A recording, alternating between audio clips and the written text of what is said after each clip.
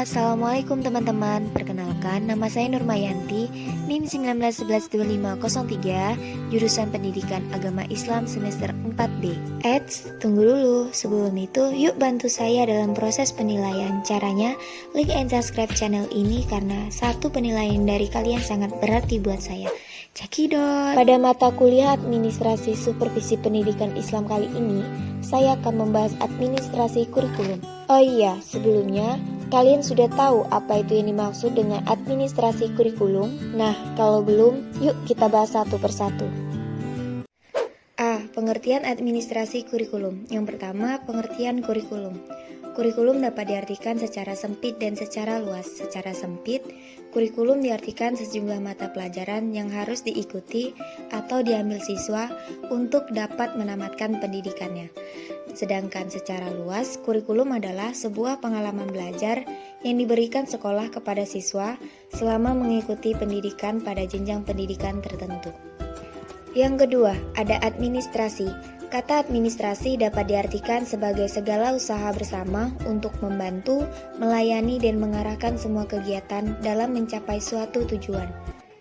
Nah, jadi dapat kita simpulkan administrasi kurikulum merupakan seluruh proses kegiatan yang direncanakan dan diusahakan secara sengaja serta bersungguh-sungguh dalam pembinaan secara kontinu terhadap situasi belajar mengajar secara efektif dan secara efisien demi membantu tercapainya tujuan pendidikan yang telah diterapkan. Gimana? Sekarang kalian sudah tahu kan apa yang dimaksud dengan administrasi kurikulum?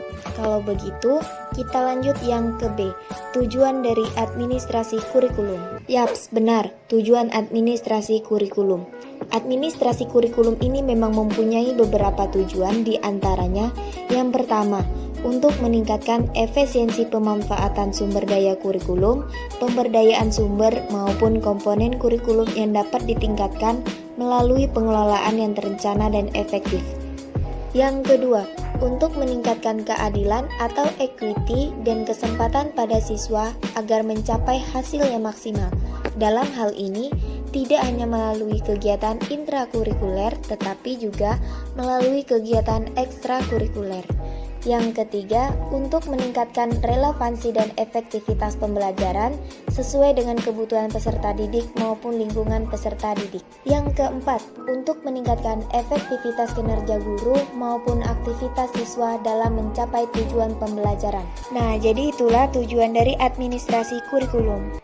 Selanjutnya, yuk kita beralih ke C, yaitu ruang lingkup administrasi kurikulum. Secara operasional, kegiatan administrasi atau manajemen kurikulum itu dapat meliputi 3 kegiatan pokok. Yang pertama, kegiatan yang berhubungan dengan tugas guru. Yang kedua, peserta didik. Dan yang ketiga, seluruh sivitas akademika atau warga lembaga pendidikan.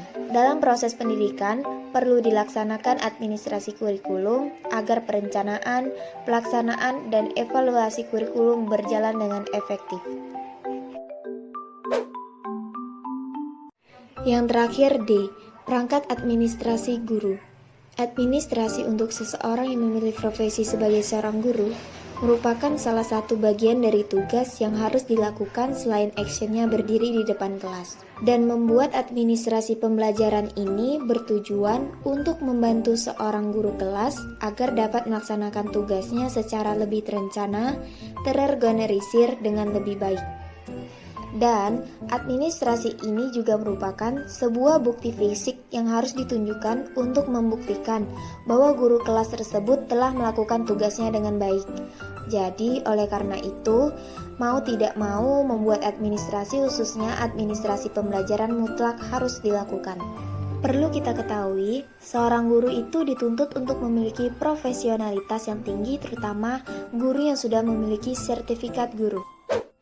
Dan selain harus mempunyai beban mengajar 24 jam tatap muka setiap minggu, seorang guru juga dituntut memiliki perangkat administrasi guru, sekurang-kurangnya memiliki 27 perangkat administrasi loh.